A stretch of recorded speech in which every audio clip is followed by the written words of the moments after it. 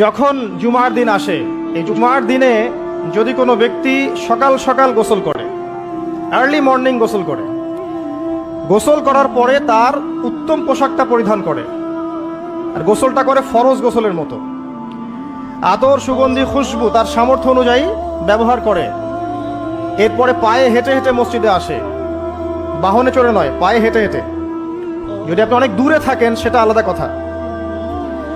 এবং ইমামের কাছাকাছি বসে, মসজিদে আসার পরে যতটুকু সম্ভব হয় সুন্নত পড়ে নিল, নফল পড়ে নিল, এরপর ইমামের কাছাকাছি এসে বসলো, ইমামের খুতবা শ্রবণ করে মনোযোগের সাথে।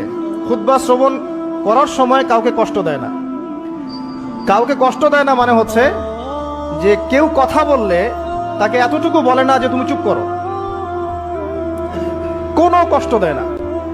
ইমামের খুতবা শ্রবণ করে, নামাজ পড়ে ইমামের সাথে।